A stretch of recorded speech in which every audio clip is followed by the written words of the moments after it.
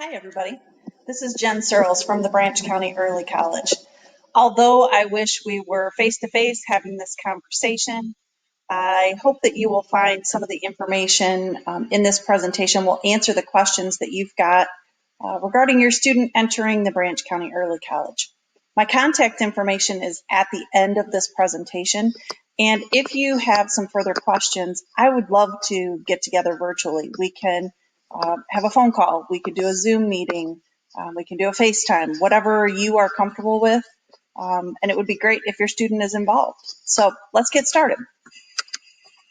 What is an early college? Well, in Branch County, we call it an early college, but in other parts of the state, it might be called early middle college. You might also hear some of our local schools refer to students in their 13th year.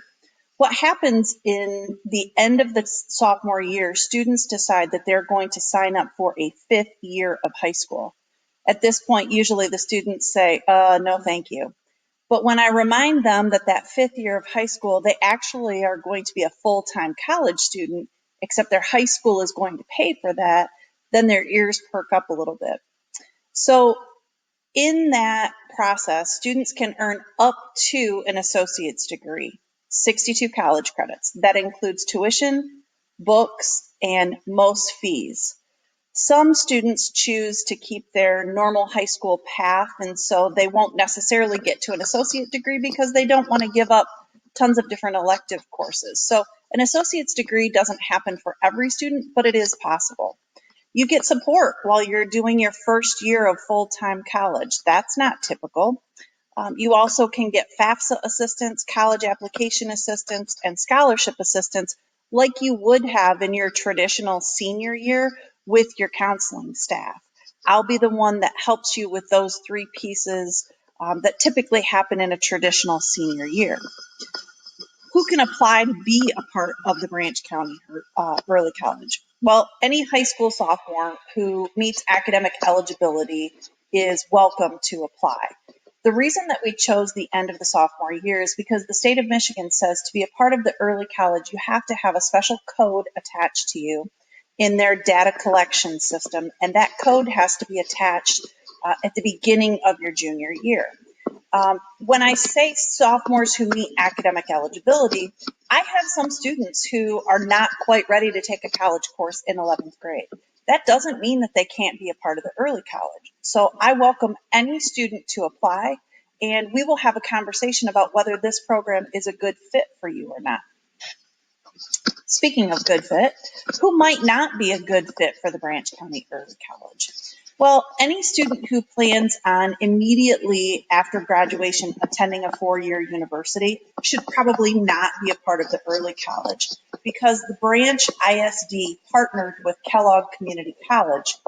And so in that 5th year of high school or your 13th year, you'll be a full-time student at Kellogg Community College. So if that's not where you planned on going, then you might want to reconsider applying to the early college.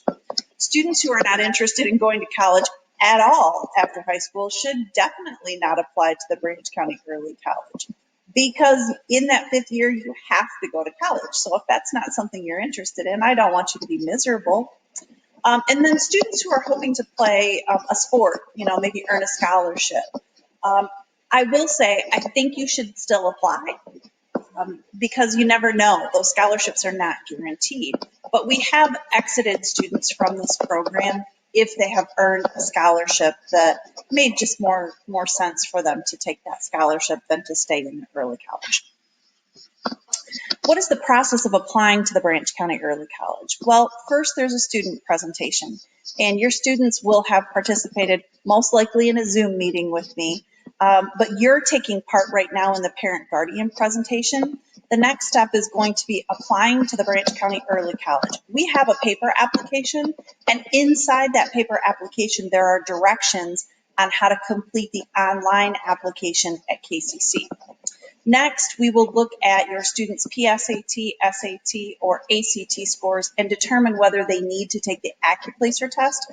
That is what determines your academic eligibility. Are you ready to be successful academically in a college course? After AccuPlacer testing is finished, We set up student interviews, and I hesitate to call it an interview because really it's a meeting between the parents, students, myself, and the staff of high school to see if the Branch County Early College is a good fit for the plans that you have for after high school. If we decide that yes, this is a good fit, your student and I will plan classes alongside their high school counselor. They'll tell me how many spaces they have in their schedule for a dual enrolled KCC class, and we'll set that up. I help them get registered. I help them walk through all of the KCC hoops. And then finally, part of the process, we have 2 summertime requirements. One is an orientation session. It's typically about 2.5 hours. Students get a KCC ID, and we just walk through where they can find some things on the KCC website or even on the main campus should they decide to take a class up there in their 13th year. And then we have a 1 credit hour first year seminar course that's required for all students. Now, I will tell you last summer, because of COVID, both orientation and first year seminar were canceled, and we have not made any solid plans. So although those are a requirement for the Branch County Early College, we may not do them this summer. They may happen at a later time. How far can this program take me? Well, I alluded to this a little bit earlier. I do have students this year who are going to earn an associate's degree.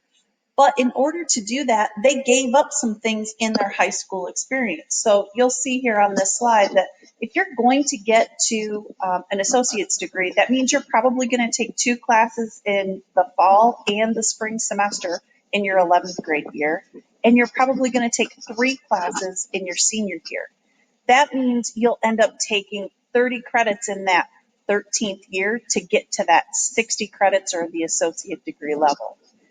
Some students start off just taking 1 class in their junior year, fall and spring, and then they decide they want to be a full-time college student in 12th grade so that they can get to that associate degree. Now, I will tell you, that's definitely not typical. Most students say, no, I don't want to give up band. No, I want to take more AP courses. No, I'd like to take art, or I planned on going to the Career Center. So this program is completely flexible, and we will tailor it around the plans that your student had for 11th grade, 12th grade, and then that 13th year. And if it makes sense, then sure, we can set the associate degree as a goal. But if not, it isn't a requirement of this program.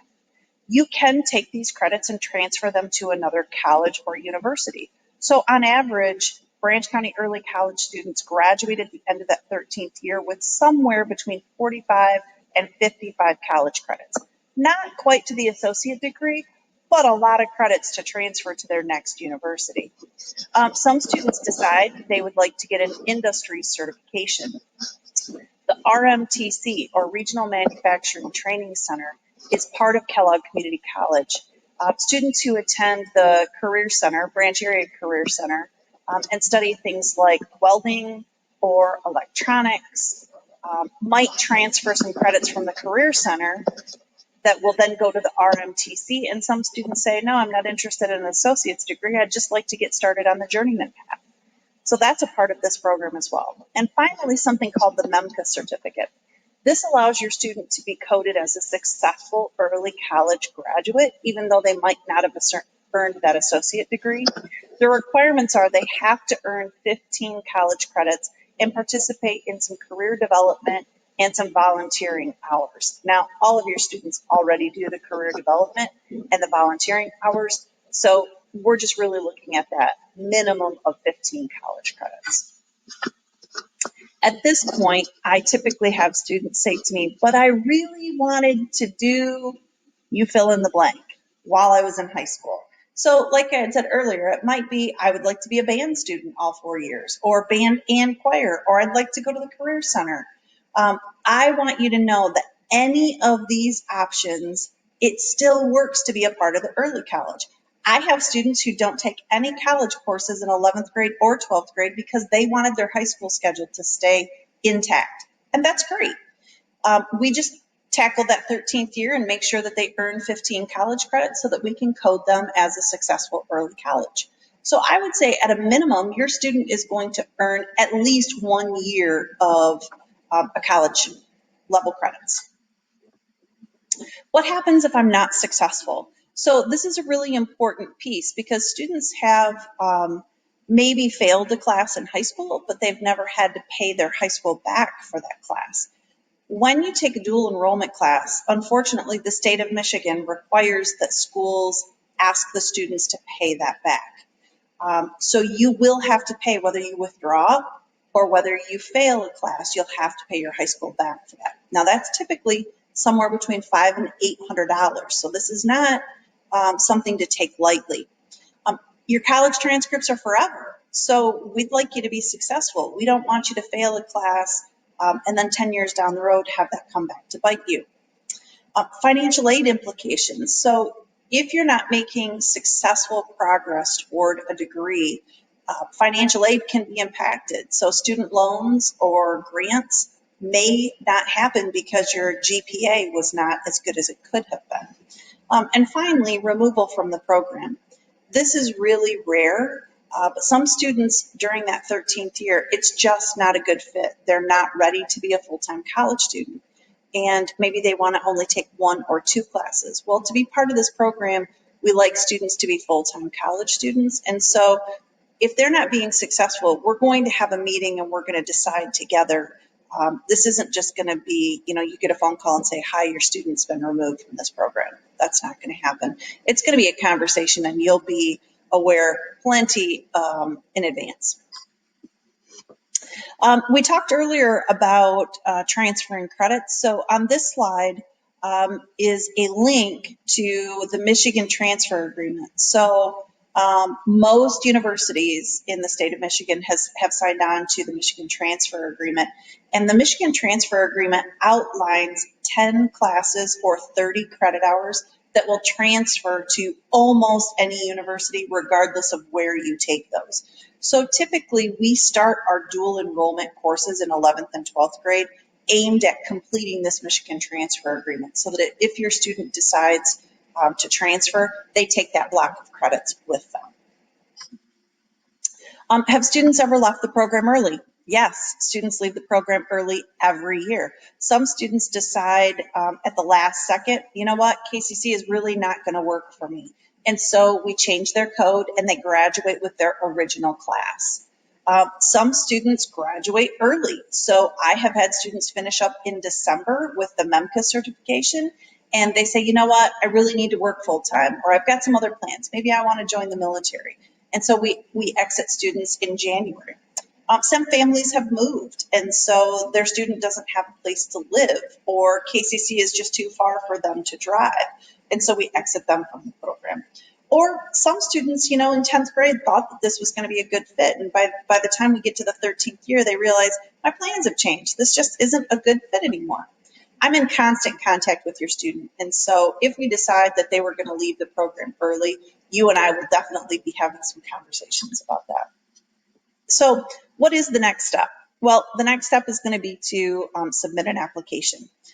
You are going to be able to pick up a hard copy application from your school counseling office, or I can email you a digital copy that you can download and print at home. Your student will then either submit their PSAT scores, SAT scores, ACT scores, and that can be done through the high school counseling office as well. Or we'll schedule them to come to KCC and take the AccuPlacer test. This typically takes about an hour and a half. And right now, KCC is only open 2 days a week for testing. So we're just going to want to call the Grawl Center and set up an appointment to do that. We'll set up then a student-parent meeting, and then we'll also go through the advising and planning process. Registration opens in the beginning of June, and although that feels like it's a long way away, the school year is going to move quickly. So we'll be all set and ready to go. All of the paperwork hoops will be done so that your student can register for classes at the beginning of June. And then hopefully, fingers crossed, we will be running our first year seminar and our orientation sessions this summer. And when we have some solid dates, I will make sure that your student knows that. So this is the point in the presentation that typically hands went up in the air and questions were asked. So if you have any questions after this, please, please, please either give me a call, shoot me a text, send me an email. I'd be happy to have a conversation with you. I'm super excited about the Branch County Early College. I hope you are too. and I hope you'll consider helping your student apply. All right, take care. Have a great afternoon.